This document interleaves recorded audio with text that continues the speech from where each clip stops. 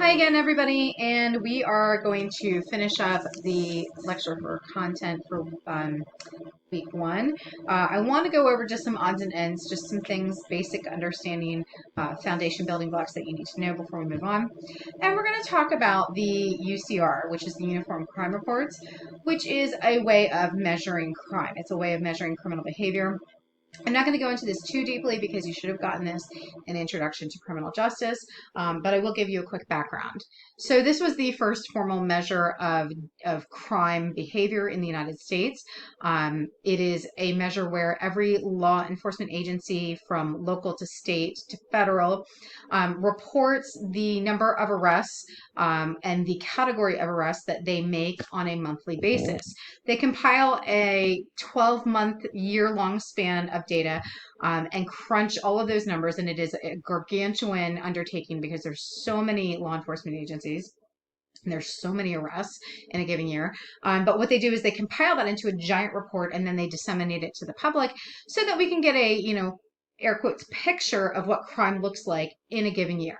Are people engaging in more theft than murder? Or are they engaging in more sexual assault than car theft? We need to get a picture of where is the crime problem in a given year so that we can determine how we're going to approach it. If we don't know what the picture of crime looks like, we don't know how to drive policy, and theoretical explanations drive policy. So this is relevant to criminology. In order to understand this massive measure of data, and it's far from the only measure of crime data, it is the oldest measure. It is probably has the most name recognition. But it is broken up into Part 1 offenses and Part 2 offenses, and you need to know the distinction just for contextual understanding for criminology. So I'm just going to go through and list these. So Part 1 offenses consist of murder, which we are all probably familiar with as the unlawful killing of another. This also includes non-negligent manslaughter, but it does not include justifiable homicides such as self-defense or something of that nature, defense of another. Rape is a Part 1 offense, which is forcible rape, same-sex rape. It includes male-on-female rape. It includes vaginal, oral, anal penetration of any kind without consent.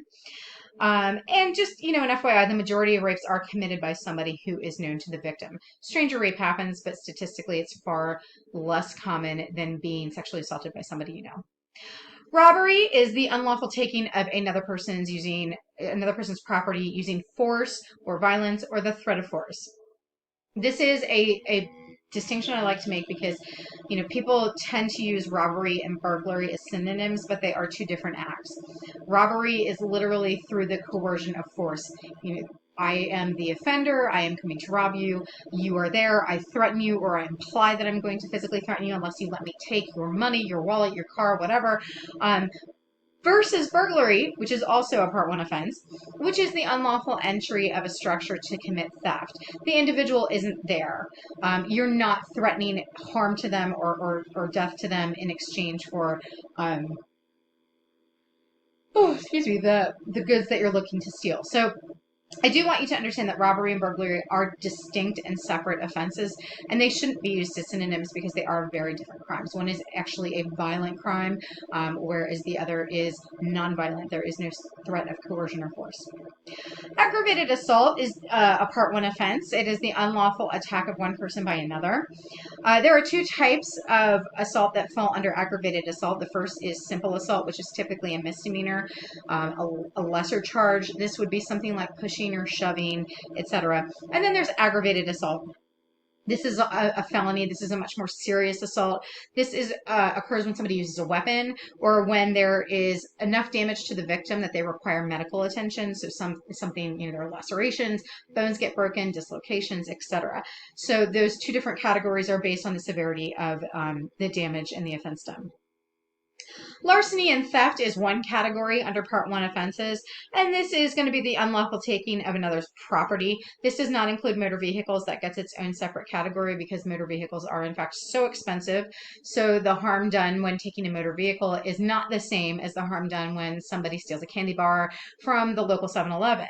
So we categorize it differently.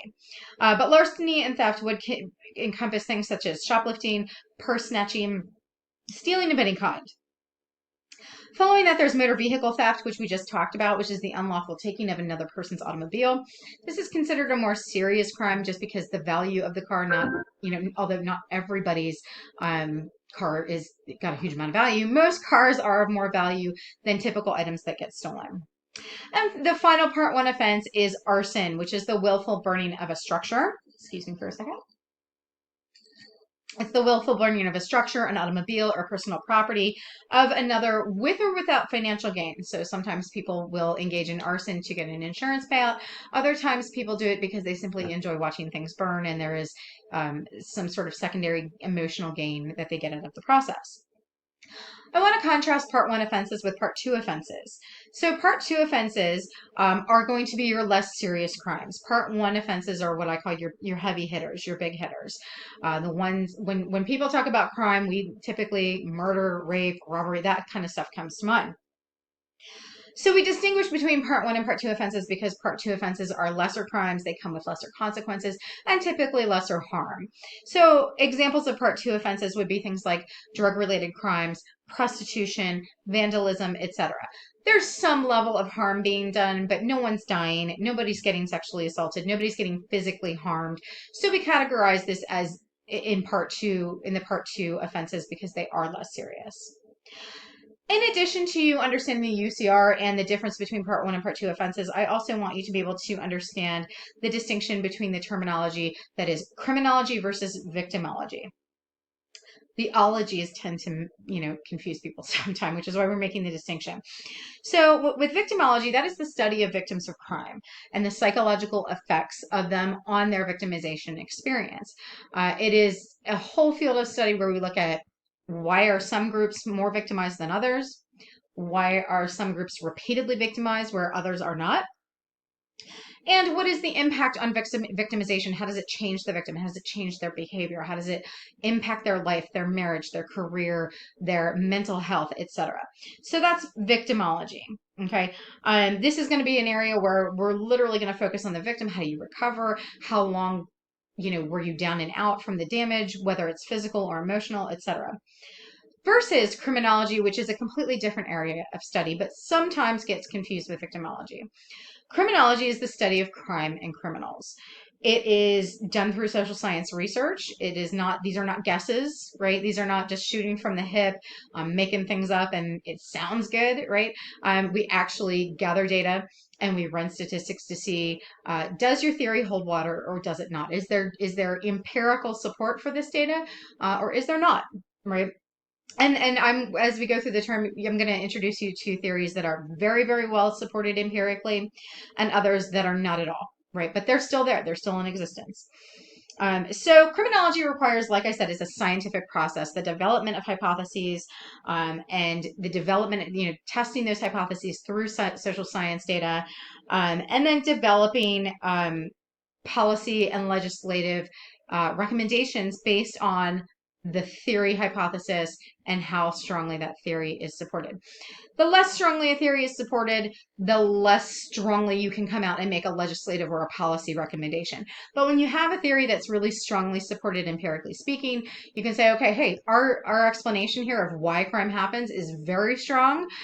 So we're going to say if this is why we define crime happening, well, here are the responses that we are going to argue are going to minimize crime.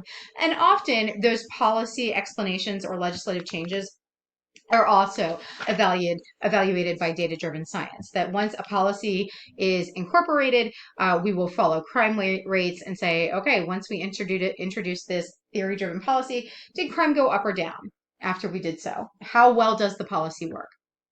Okay, and that is it for this week. I will see you guys shortly.